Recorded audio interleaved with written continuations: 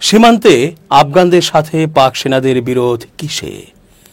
এত সেনা মৃত্যুর দায় কার?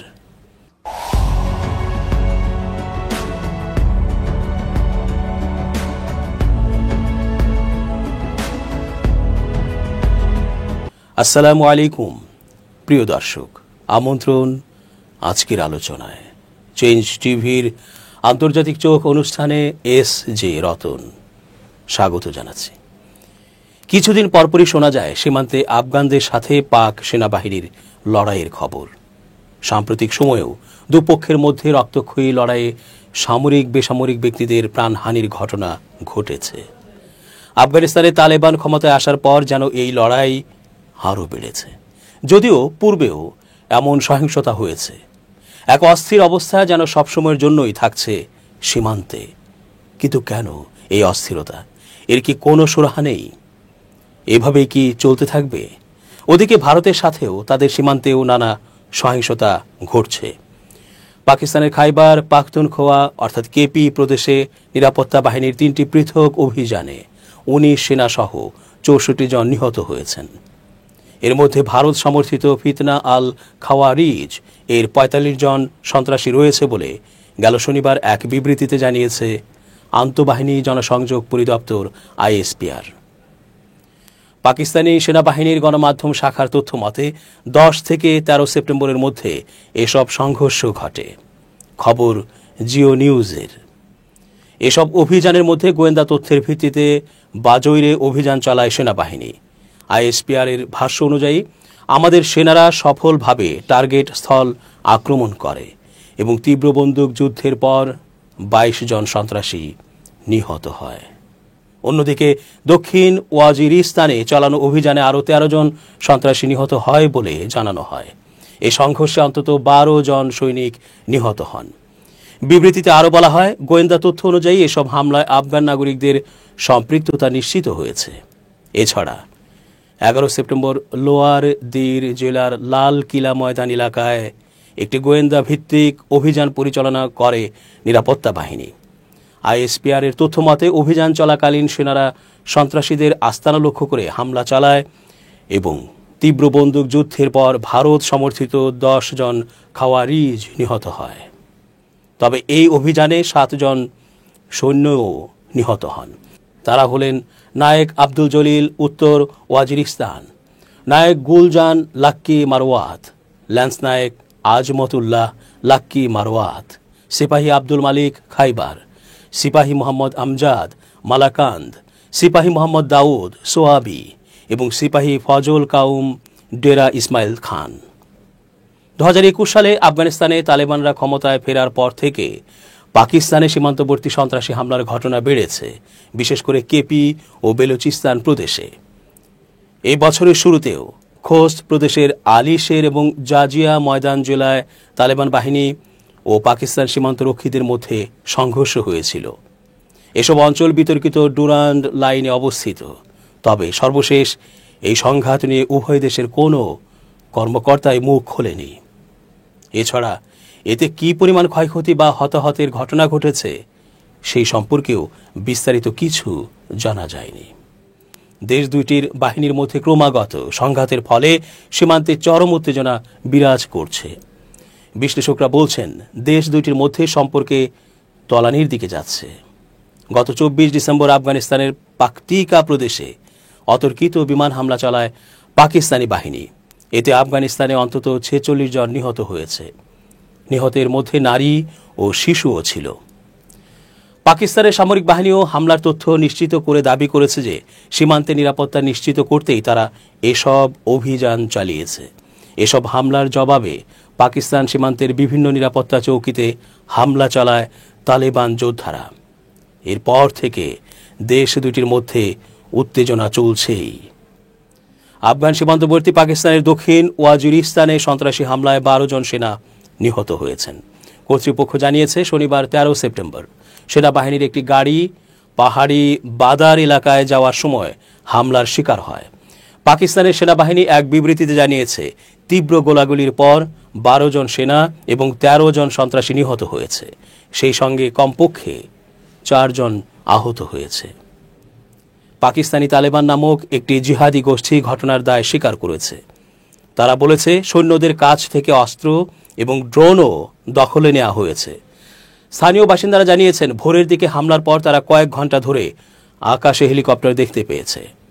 পাকিস্তানি তালেবানের কেন্দ্রস্থল হিসেবে পরিচিত এই এলাকায় সাধারণত সামরিক যান চলাচলের আগে কারফিউ জারি করা হয়, পথগুলো স্ক্যান করা হয়। ইসলামাবাদ অভিযোগ করেছে, ভারতের সহায়তায় আফগানের তালেবান প্রশাসন পাকিস্তানি তালেবানদের আশ্রয় দিচ্ছে। কাবুল নয়াদিল্লির এই অভিযোগ অস্বীকার করে। সশস্ত্র গ্রুপটি আফগান তালেবান থেকে অনুপ্রাণিত। 2021 সালে আফগান তালেবান ক্ষমতায় আসার পর থেকে পাকিস্তানে এই গোষ্ঠীটি নিরাপত্তা বাহিনীকে লক্ষ্য করে হামলা জোরদার করেছে। এর ফলে সেনাসহ শত শত বেসামরিক লোক প্রাণ হারিয়েছেন। 2021 সালে তালেবান শাসকরা আফগানিস্তানে ফিরে আসার পর থেকে পাকিস্তানের সীমান্তবর্তী এলাকাগুলোতে সন্ত্রাসী ঘটনা বৃদ্ধি পেয়েছে, বিশেষ করে খাইবার পাখতুনখোয়া এবং বেলুচিস্তানে। Pakistan institute for conflict and security স্টাডিজের এক প্রতিবেদন অনুসারে গত আগস্ট মাসে দেশটিতে সশস্ত্র হামলা তীব্রভাবে বেড়েছে। জুলাইয়ের তুলনায় হামলার ঘটনাগুলো 74 ভাগ বৃদ্ধি পেয়েছে।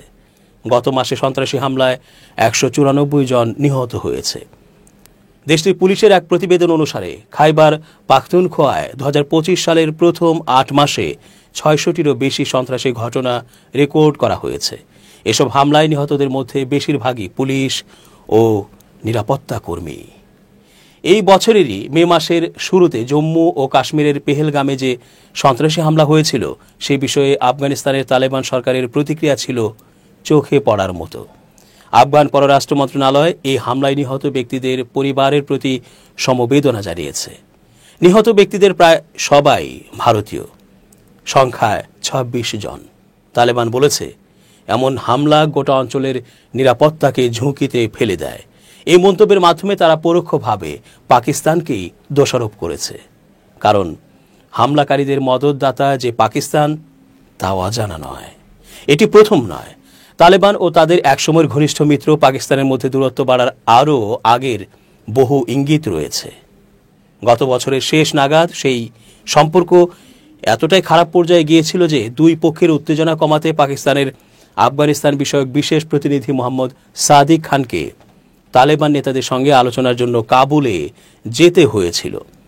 কিন্তু সে সময় 24 ডিসেম্বর পাকিস্তানের বিমান বাহিনী আফগানিস্তানের পাকতিকা প্রদেশে বোমা হামলা চালিয়েছিল। তারা পাকিস্তানি তালেবানের অর্থাৎ তেহরিকি তালেবান পাকিস্তান বা টিটিপির ঘাঁটিগুলো লক্ষ্য করে আঘাত হানে। এতে 46 জন নিহত হন।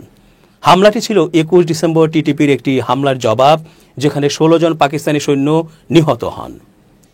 3 দিন পর পাকিস্তানের আন্তঃবাহিনী জনসংযোগ পরিদপ্তরের প্রধান লেফটেন্যান্ট জেনারেল আহমেদ শরীফ চৌধুরী একটি করুণ পরিসংখ্যান দেন। তিনি বলেন, গত 1 বছরে সন্ত্রাস বিরোধী অভিযানে পাকিস্তানের 383 জন কর্মকর্তা ও সৈন্য নিহত হয়েছেন। তিনি দাবি করেন, এ সময়ে প্রায় 925 জন জঙ্গিকে হত্যা করা হয়েছে, যাদের অনেকে টিটিপির সদস্য। তিনি জানান, টিটিপি সরাসরি পাকিস্তান ও পাকিস্তানের নাগরিকদের ওপর হামলা চালাচ্ছে এবং তারা আফগানিস্তানে আশ্রয় পাচ্ছে।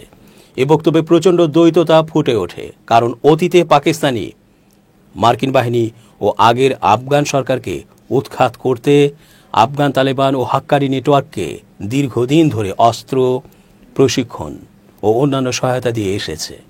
এসবেরই ফলে 2021 সালে তালেবান আফগানিস্তানে আবার ক্ষমতায় আসে।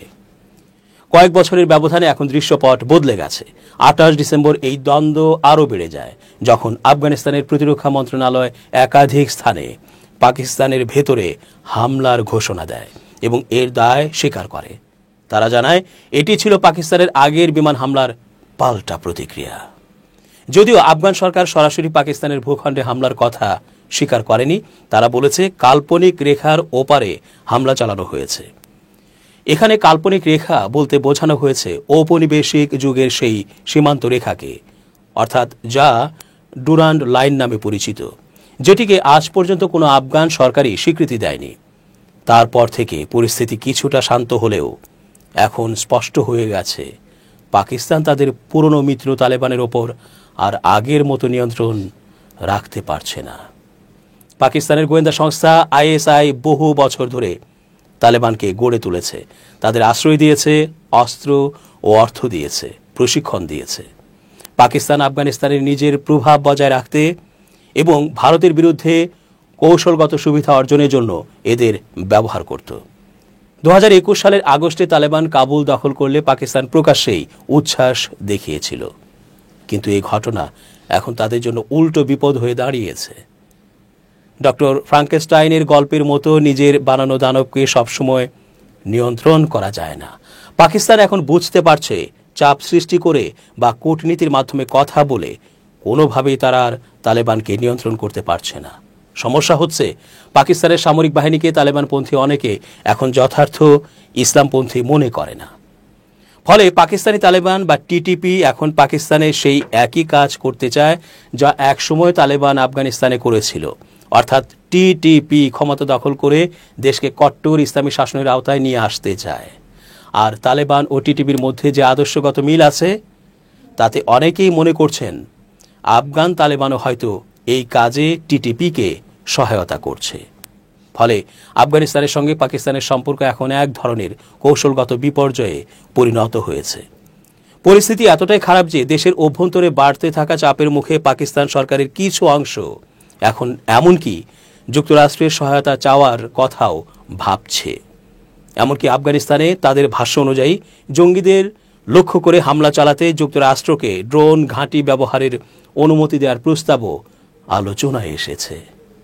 এটা এক ধরনের পরিহাস যে জঙ্গিবাদ, এটা তাদের ভাষায় মূলত পাকিস্তানের নিজস্ব যুক্তরাষ্ট্র বিরোধী নীতির ফল। এখন সেই জঙ্গিবাদ মোকাবেলায় তারা যুক্তরাষ্ট্রের ড্রোন ও উন্নত অস্ত্রের সাহায্য চায়। এই চিন্তা একসময় অকল্পনীয় ছিল, কিন্তু এখন আর তা অসম্ভব কিছু নয়। পাকিস্তানের সেনাপ্রধান জেনারেল আসিম মুনির যেন নিজেই তার দেশের দোটানায় পড়া অবস্থার প্রতিচ্ছবি। তিনি নিজে একজন ধর্মভিত্তিক চিন্তাধারার মানুষ, যিনি আফগান সরকারের কাছে অনুরোধ করেছেন যেন তারা টিটিপিকে বেশি গুরুত্ব না দেয়, বরং পাকিস্তানের সঙ্গে তাদের পুরনো বন্ধুত্বের সম্পর্ককে গুরুত্ব দেয়। কিন্তু তিনি আবার একসময় এমন কথাও বলেছিলেন, পাকিস্তানের একজন মানুষের নিরাপত্তার জন্য দরকার হলে পুরো আফগানিস্তান ধ্বংস হয়ে যাক, তাতেও কিছু আসে যায় না। দর্শক, আজ এ পর্যন্তই। আল্লাহ সহায় হন। changeTV.press, এক ফোঁটা হলুদ নেই।